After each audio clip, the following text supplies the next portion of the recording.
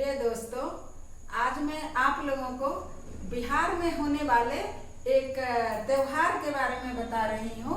इस त्योहार का नाम है सावनी घड़ी पर्व। यहाँ देखिए, इस सावनी घड़ी पर्व में माँ कुल देवी की पूजा होती है। जिनके जो कुल देवी कुल देवता हैं उनका पूजन होता है। इसमें श्रावण शुक्ल पक्ष के बुधवार को ये त्योहार मनाया जाता है। इसमें माता, जैसे माता काली मेरी कुल देवी है, तो माता का कोहबर लिखा जाता है। पूरा माता का जहाँ स्थान है वहाँ बहुत अच्छे से गेरू से लिपाई किया जाता है। उसके बाद श्रृंगार किया जाता है, सिंदूर लगाया जाता है, चावल भिगो करके पीस करके उससे सजावट किया जाता है।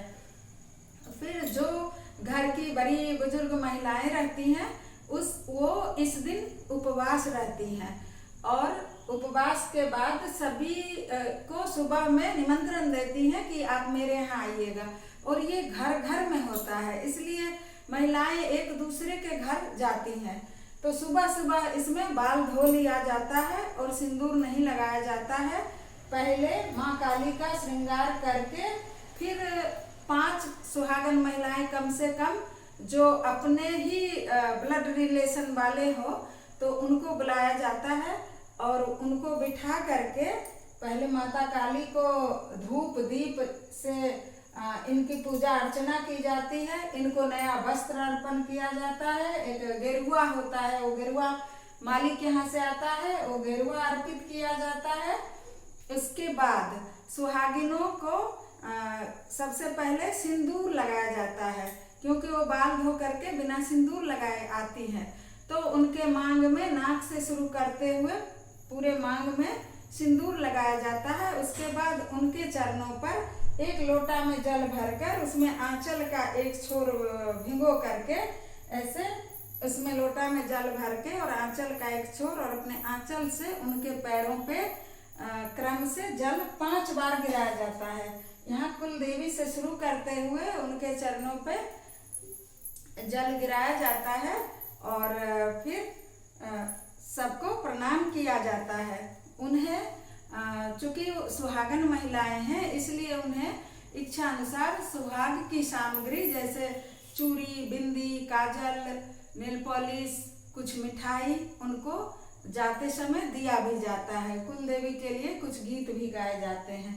उसके बाद सभी महिलाएं कुल देवी के लिए भोजन बनाती हैं, जिसमें 14 जोड़े ये दाल की पूरी केले के पत्ते पे रख के भोग लगाया जाता है। तो 14 जोड़े 2-2 करके और उस पे खीर बनाया जाता है और खीर रखा जाता है 2-2 करके 14 जगह रख करके फिर खीर। और एक कटोरी में अलग से खीर रखा जाता है और उसमें 2 रोट गेहूं के आटे और गुड़ से बना हुआ और घी में तला हुआ, देसी घी में तला हुआ अनिवार्य है। तो वो 2 रोट रखा जाता है और उसके ऊपर 5 दाल पूरी रखा जाता है। इसके अतिरिक्त 2 जगह कहा जाता है कि कोई सास अपने बहू को एक बार त्योहार में खाना नहीं दी थी तो वो चूरा करके प्रसाद ग्रहण कर ली थी, तो उसके याद में चोरनी पुतोह के नाम से 2 दाल पूरी पर थोड़ा खीर रखा जाता है। जो घर की बहू होती है छोटी या जो घर में बहुएं होती है वही उसको खाती हैं।